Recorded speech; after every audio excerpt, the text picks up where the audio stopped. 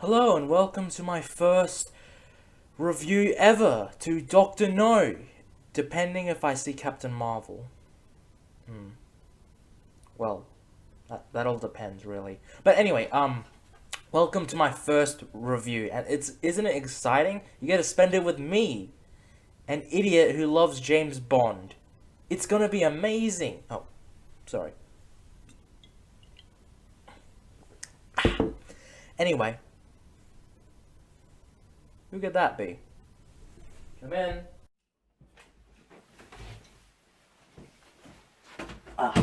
Okay, listen here. Do not do these reviews, okay? You're going to be, reviewing Quantum of Solace from my point of view. I am reviewing Quantum of Solace. It is the most worst Bond film. You can't. Don't do this, Anthony. Don't do this to us, okay? I love James Bond, like you, but don't do this. You'll have to watch that film, and it's garbage, and you haven't seen it since 2008, and it's shit. I can't do this, Anthony. Stop it. Okay, that makes me feel better. Anyway, just ignore all this and do your review. I don't care, but just skip Quantum of Solace, please. Please. Alright, I'm out. I got Time Machine. You'll build one eventually. Depending if this is the right timeline. Yeah. Watch your X-Men review to find out.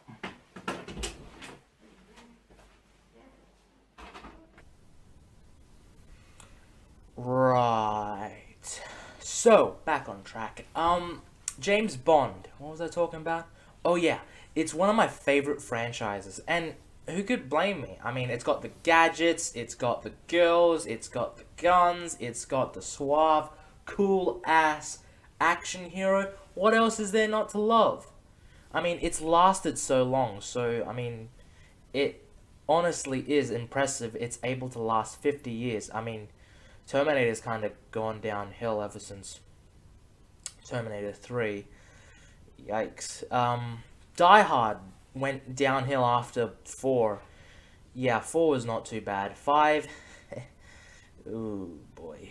A lot of action franchises lose momentum, but with James Bond, even after its, bad films, it's still able to last so long, and it's rather impressive.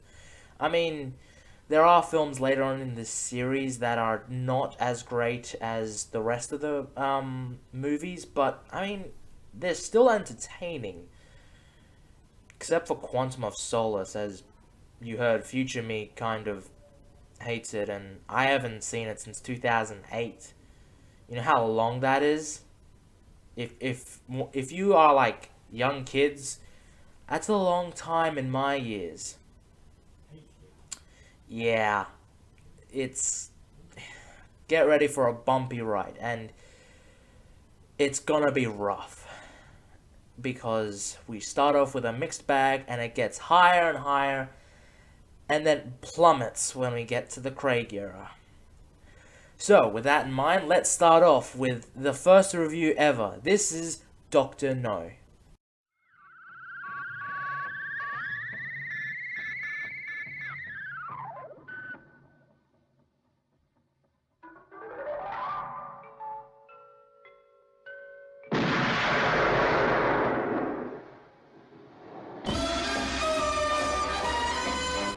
The film begins with the gun barrel sequence. Now, as many of you know, the gun barrel sequence is a big part of Bond.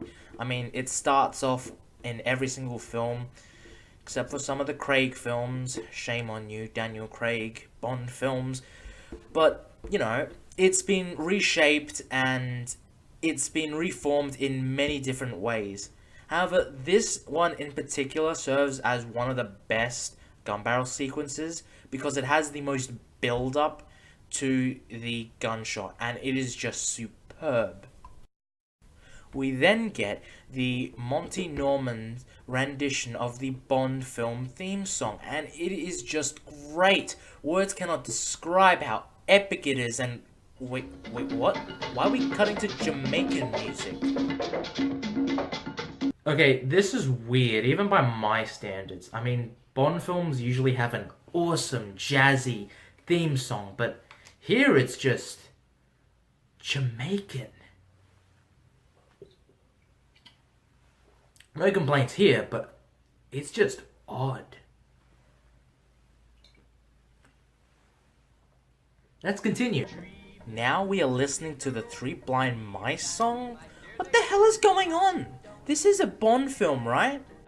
Yeah, thank God John Barry decided to, you know, do the rest of the Bond series from this point because Monty Norman, Jesus, you gave us the best theme song, but all you gave us was just this. And it's so weird, so bizarre. I kind of love you for it, but I can't. I'm sorry, but I just can't. So the film begins with Strangways and his assistant getting shot by three blind men that we saw from the opening. Huh. Man, is that the only reason why they were in the title sequence? What about all those nude women from the future ones?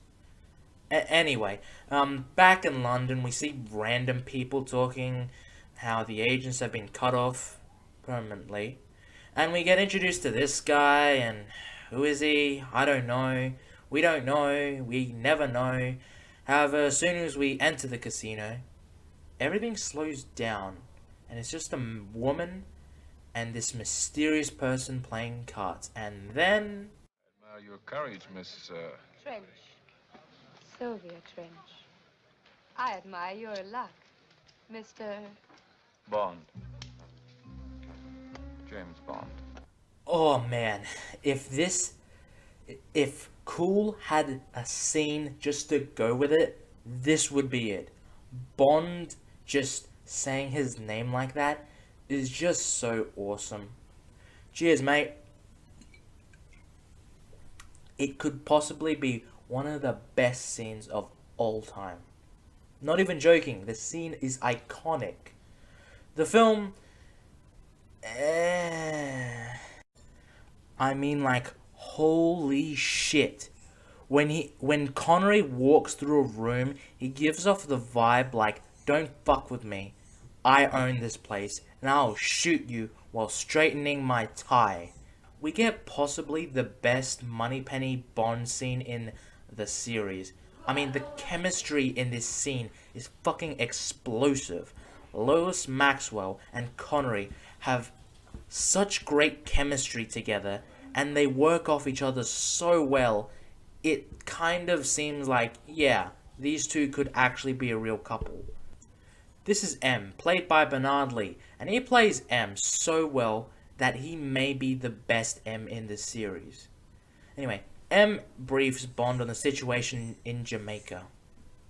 We see Bond reluctantly give his pistol, a Beretta, and it's kind of character building in a way, because, I mean, Bond really cares about this gun, and he's used it for like a few years now, so to see him give it up and give it a new weapon, it's character building, and I really like that. Since I've been head of MI7, there's been... Whoa, whoa, whoa there. Sorry, did I just hear that right? Can you say that again?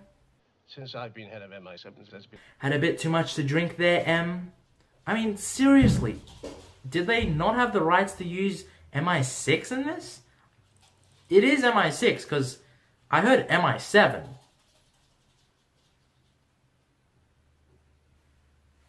Do I need to check this up on the internet or something? I mean, it's probably right. I mean, it is the internet.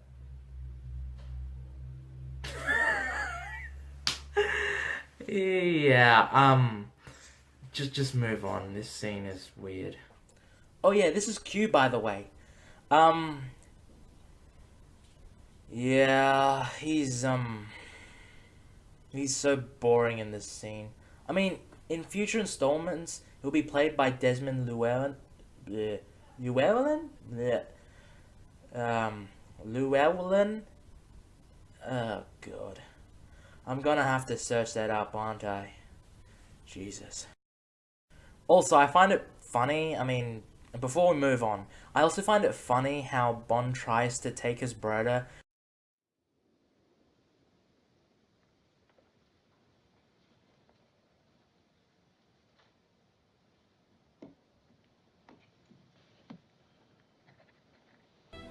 Later, we see Bond go back into his apartment. And then... There.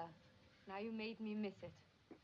You know, for a government agent, you'd think that, well, it would be harder to break into his apartment. So Bond finally gets to bang his first chick in the series. When did you say you had to leave? Immediately. Almost immediately.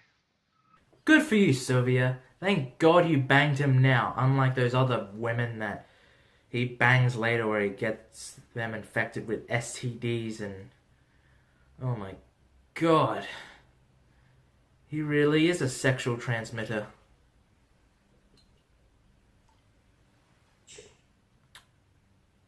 Good for you, Bond.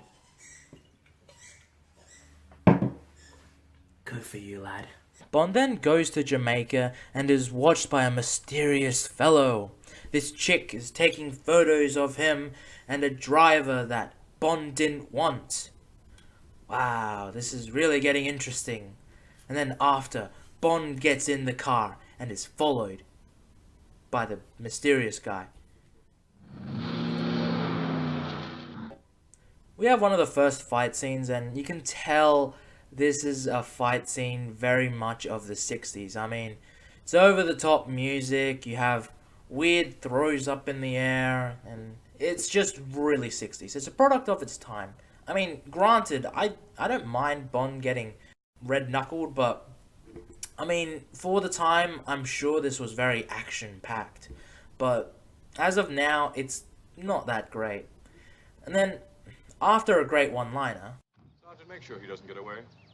Bond investigates where the assistant died. After Bond has his first shaken martini and does some pretty cool spy stuff, I'm not gonna lie. I mean, it's a good touch. I mean, he's very suspicious of where he is, and he's able to check the hotel rooms. I mean, it was the height of the Cold War, so it's really cool. We see him meet Professor Dent and all those guys, those old crusty men. Man, it's very British, isn't it? And we hear them mention a person named Quarrel that was in the picture that he picked up from the assistant's apartment.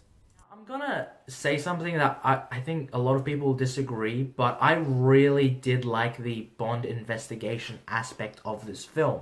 It's something new that it brings. I mean, in a lot of the not sequels, but installments, it's very much he conveniently comes across it. Whereas this one, he has to do some genuine investigating.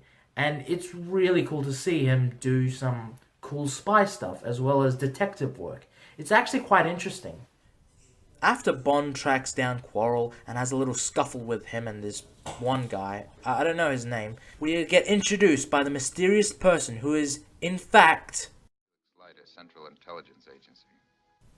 Yes, Felix Leiter, and in this installment, he's played by Jack Lord.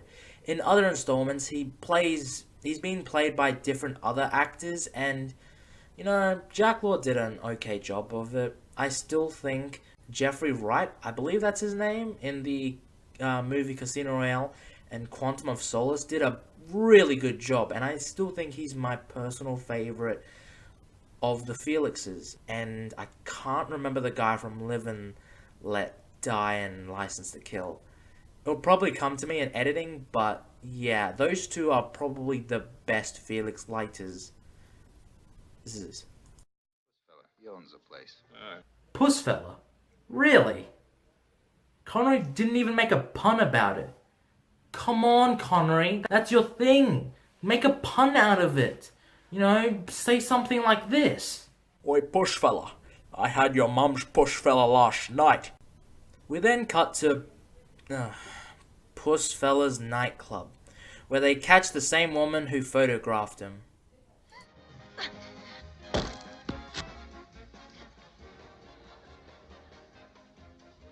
We don't get nothing out of this gal. You want for me to break her arm? Jesus, Quarrel's a badass. I mean, she literally scraped his face and he just wipes it off like that. Props, man. Props. I mean, seriously, dude. That takes guts. Good on you, mate. I did it twice because I was thirsty. Jesus, I need help. Cyanide, none that would have stood for her arm being broken, neither would talk. Who puts that sort of scare into people? What else do we know about this Chinese gentleman? Nothing much, except his name. Dr. No. I really like how the first 30 minutes of this film, and probably even more, is just building up Dr. No. It's just a fantastic reveal. Well, not really a fantastic reveal per se, but it gives it a lot more, what's the word, intrigue and suspense around Dr. No. I mean, we've had generic villains that we'll see in the future, but this is a really good build-up to it, and I really dig it. It's just a shame how he only appears for like 30 minutes, maybe 40, if that. But for this, I mean, I'm fine with it. It's actually a pretty good lead-up to the main villain. After the three blind men try to kill Bond with really loud brass music, I mean, Jesus, how loud do you want this to fucking go, Monty? My ears are fucking breaking, Jesus. Anyway, Bond meets Professor Dent the next day. After spooking Dent by name-dropping the island Crab Key, Dent runs down to the harbour and catches the ride to Crab Key. Wait, hold on. If Bond was suspicious about him, then why didn't he, like, I don't know, tail him, follow him or something? Maybe he wasn't that smart. Or maybe he didn't know.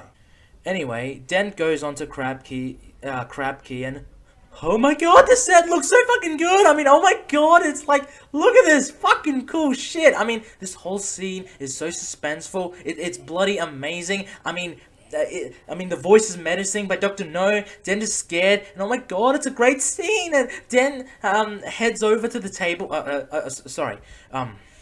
Okay, let me calm myself. Dent heads over to the table to pick up a dangerous, most disgusting, most poisonous, most terrifying thing imaginable. It is a tarantula. Wow, this is stupid. A tarantula? Really? Seriously, guys? I'm sorry, how will this spider kill Bond? I mean, is it filled with radiation? No. Is it filled with, like, some sort of poison in its veins or something? Nope. Is it a different spider or something in general? Wrong! While this scene is suspenseful, it's a fucking tarantula. Were people in the 60s that gullible? Because it certainly seems so. Also, he kills the spider with Looney Tune effects. Wait. Hold on, I take that back. People weren't gullible in the 60s. They were high on fucking weed. That's what they were. God, the 60s was so strange.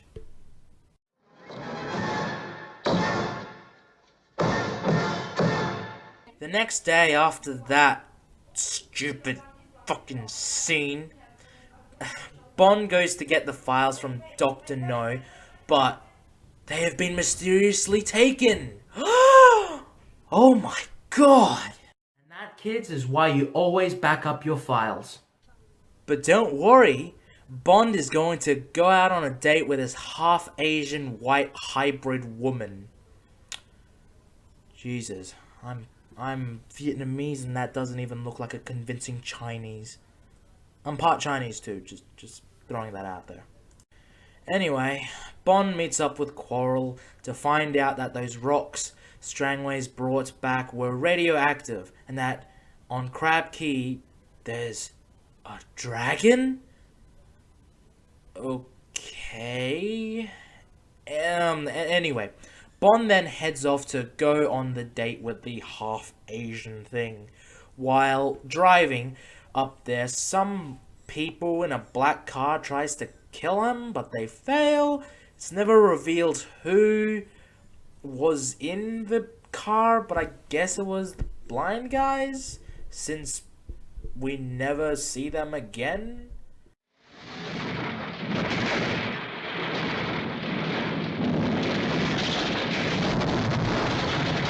Jesus.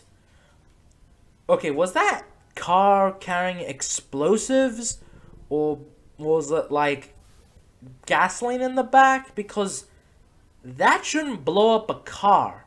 Did Michael Bay just turn in for like a day and said, "Let me film that scene, please, please"? Because it certainly seems that way. Oh god. Michael Bay directing a James Bond film. That will be bad. I think they were on their way to a funeral. So yeah, Bond makes it to this thing's place, and then... Wow, Connery. Wow. Forcing a kiss on a woman on a first date. Yeah, you didn't even come in... Ooh. That sentence was gonna end badly. I'm gonna just move on to the next scene, because that was a bad sentence to end on. After Bond sleeps with this obvious double agent, he calls Parliament House to send over a car to arrest the agent. Now, while Bond is very much that sexist, misogynist dinosaur, this scene really illustrates it well. I mean, he just banged a double agent and then sent her off to jail, essentially. I mean, it really shows how he is that... M, can you say it again? Misogynist dinosaur. Thank you. Bond sitting in the shadows playing solitaire is just... It is Bond. I mean, he's playing cards while waiting for an assassin to come and try to kill him. It's just... It's so him. And then we have one of the most iconic kills in the entire franchise. Mr. Smith and Wesson. And you've had your six.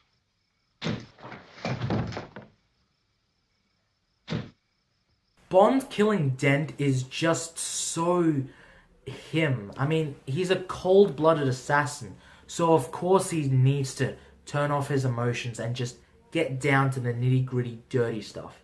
I actually like him killing Dent in cold blood. It's a good scene. After killing Dent, he meets Felix and Quarrel at the docks, and they head off to Crab Key. Then after sleeping on the island, Bond and the audience sees a most beautiful sight.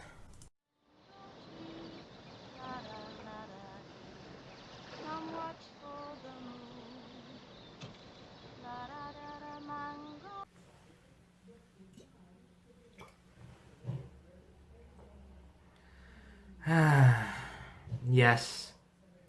Men back in 1962 had a slight stiffness coming on during that scene.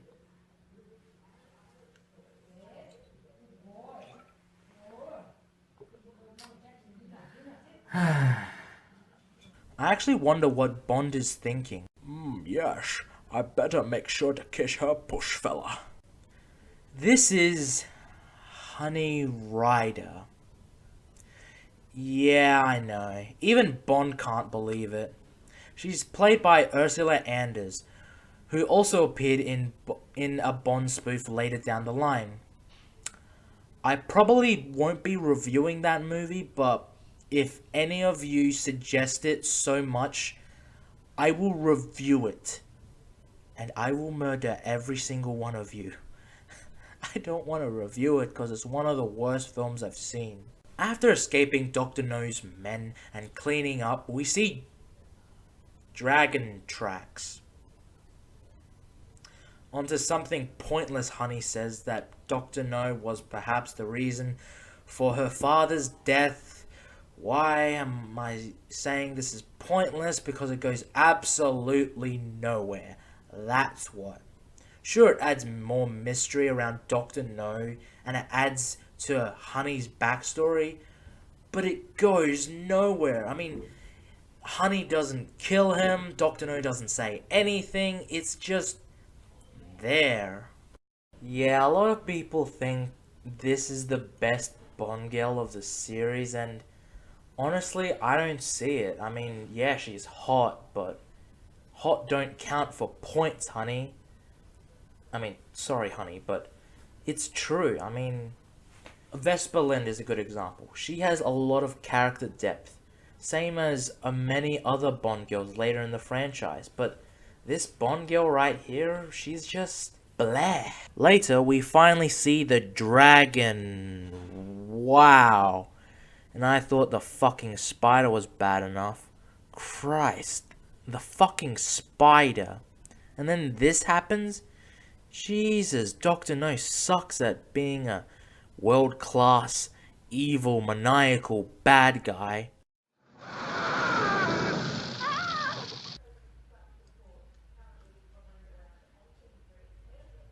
Did they just kill fucking Quarrel? Are you fucking kidding me? You killed Quarrel? Why? He was like the best character in the movie. Besides Bond, of course, but seriously? Why?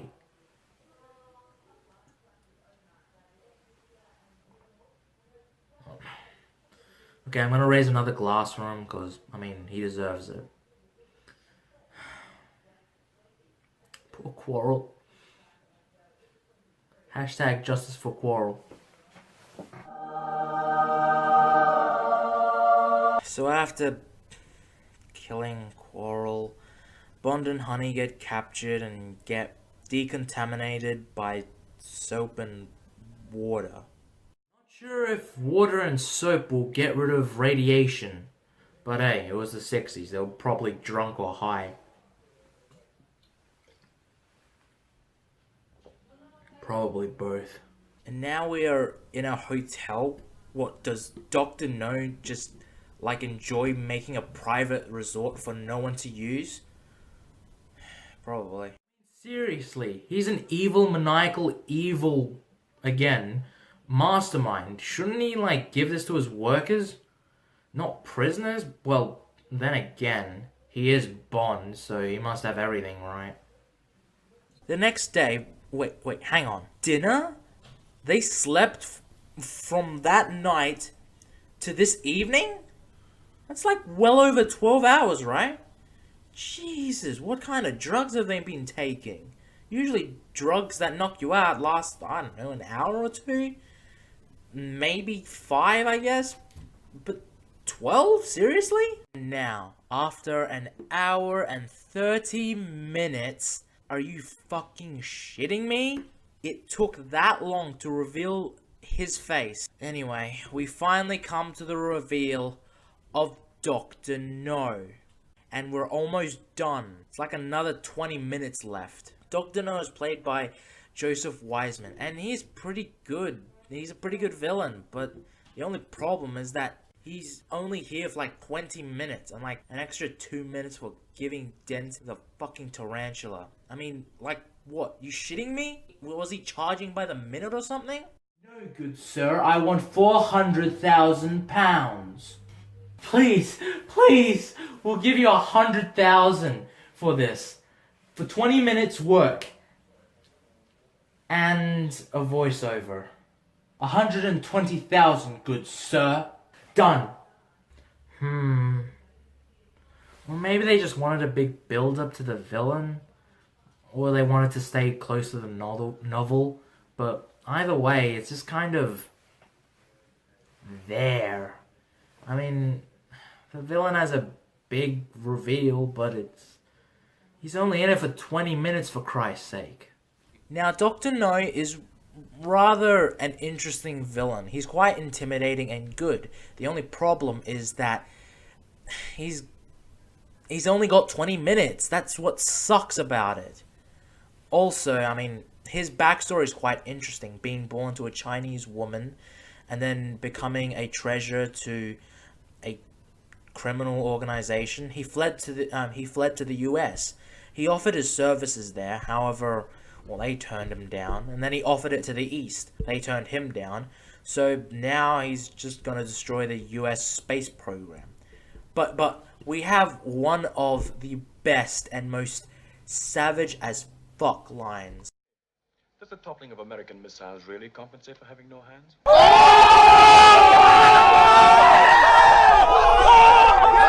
We are also introduced to Spectre. Spectre, Special Executive for Counterintelligence, Terrorism, Revenge, Extortion. Now, while Spectre won't mean much to casual fans, unless you've watched the latest movie named Spectre, there's a lot of history behind it. Would you like me to explain it, kids? No. Well, too bad, I'm explaining it anyway. Spectre stands for Special Executive for Counterintelligence, Terrorism, Revenge, Extortion. Yeah, thanks, Dr. No. It's a criminal organization made up of members around the world, hell-bent on chaos, wars, and easy get-rich schemes. I wonder if Trump is a part of Spectre. It would explain the presidential elections. Anyway, I'll discuss more about the history about them in my Thunderbolt review. However, this organization was created by Ian Fleming, Jack Winningham, and James Bond fans' #1 enemy, Kevin McClory. This scene also includes another great line by Bond. Domination. Same old dream. And we also have a look at Dr. No's, well, gimmick. He has a deformity of his hands. He wears latex gloves because his hands have been irradiated and they're so powerful that he can break metal. He's not secretly a gimp, is he? Man, that'd be weird. It'd be like 50 Shades of Bond. Ugh. So after dinner, Bond is taken to his new living quarters. I mean, on the bright side, he won't get drugged. So Bond escapes through a convenient air duct. Wow, I take back everything I said good about Dr. No. Dr. No is such a shit villain. I mean, that's like super villain rule 101. Don't have a convenient way out for the hero to escape. I mean, that's just as bad as this. I'm going to leave them alone and not actually witness them dying. I'm just going to assume it all went to plan. What?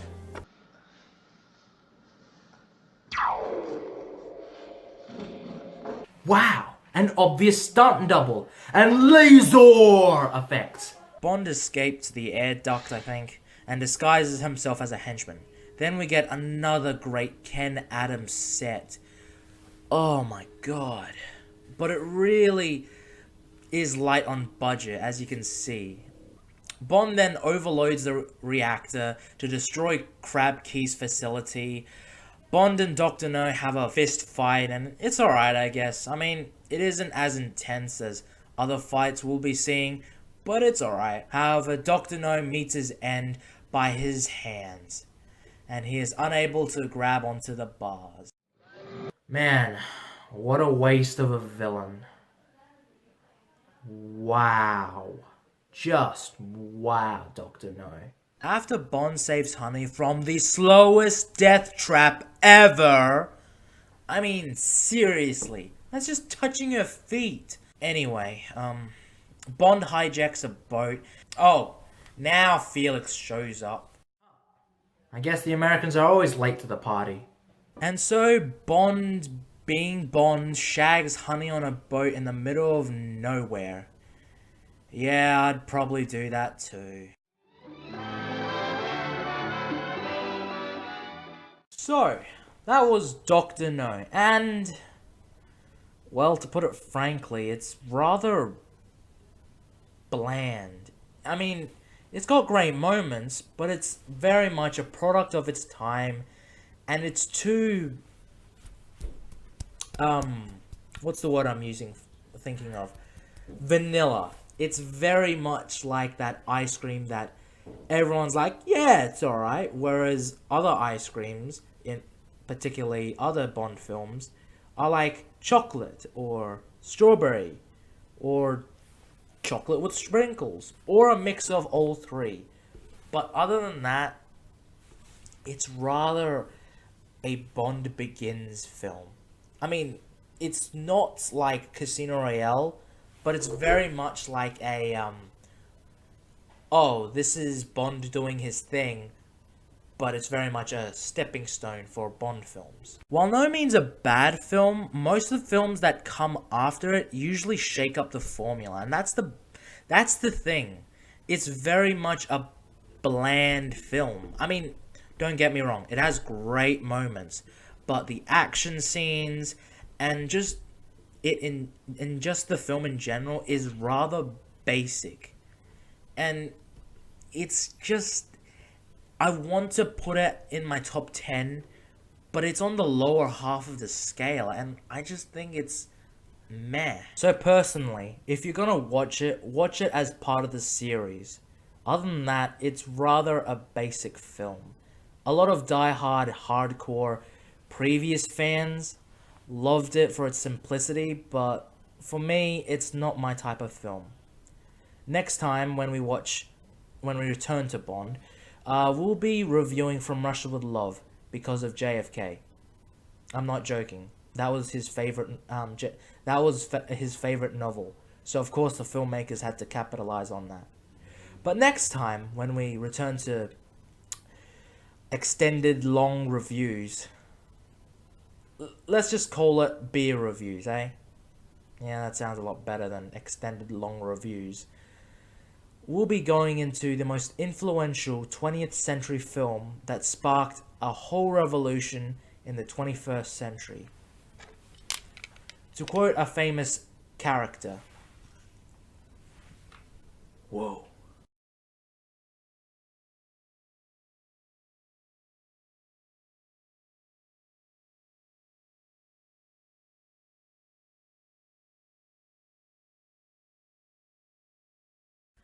Yeah, just came in for a quick cameo. Now, just do the usual, okay? Now go subscribe, like, ring the bell, all that shit.